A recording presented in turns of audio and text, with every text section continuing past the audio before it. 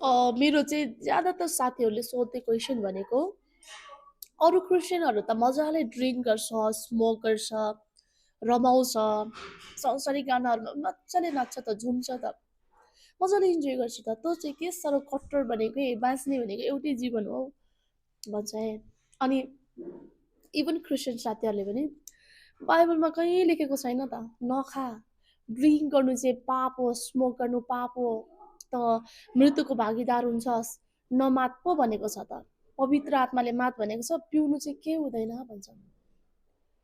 तर थाहा छ तपाईँ अनि मलाई, चाहे हामी हिन्दू होस्, क्रिस्चियन होस्, चाहे मुस्लिम होस्, जो पनि हो कि ड्रिङ्क, स्मोक, ड्रग्स, यो कुराहरू एडिक्सन भन्ने कुरा जब एकचोटि लाग्छ नि छोड्नुलाई गाह्रो हुन्छ। अनि ज्यादातर त्यो सर्कलमा ड्रिङ्क गर्ने, स्मोक गर्ने, यस्तो गरौँ, इन्जोय गरौँ भन्ने साथीहरू चाहिँ डिप्रेसन, फ्यामिली इस्युज, रिलेसनसिपको इस्युज हुन्छ, परिवारमा मिलिरहेको हुँदैन, फाइनेन्सियल इस्युजले ग्रस्त हुन्छ, सोसियल इस्युजहरूले ग्रस्त हुन्छ।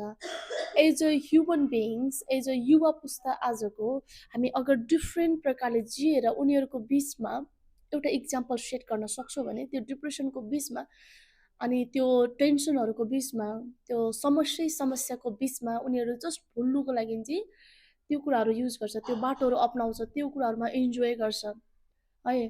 बेहोसीमा इन्जोय गरेको के अर्थ? होसमा इन्जोय गर न। इन्जोय गर्नुलाई ड्रिङ्क गर्नैपर्छ, स्मोक गर्नैपर्छ, पियो अनि ड्रग्स लिनैपर्छ, मजाले झुम्नैपर्छ भन्ने पनि छैन। यसको अलावा पनि धेरै उपायहरू छ जहाँ कि हामीले हाम्रो स्ट्रेसहरूलाई फ्री गर्न सक्छ, स्ट्रेसहरूबाट मुक्त हुनसक्छ। त्यसमा अलमलिने होइन कि हामीले मिनिङफुल पनि काम गर्नु सक्छ है। अनि अर्को कुरा, चाहे हामी क्रिस्चियन हौँ या हिन्दू, नो प्रब्लम है।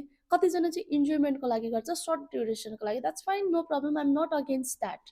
बट समटाइम्स द्याट इन्जोयमेन्ट जुन चाहिँ हामी इन्जोय गरौँ न सर्ट टाइमको लागि, के हुँदैन या भनेर लिन्छ, आज भोलि गर्दा गर्दा एकचोटि दुईचोटि गर्दा गर्दा उनीहरू त्यसमै डुबेर त्यही इन्जोयमेन्टको एडिक्टेड हुन्छ।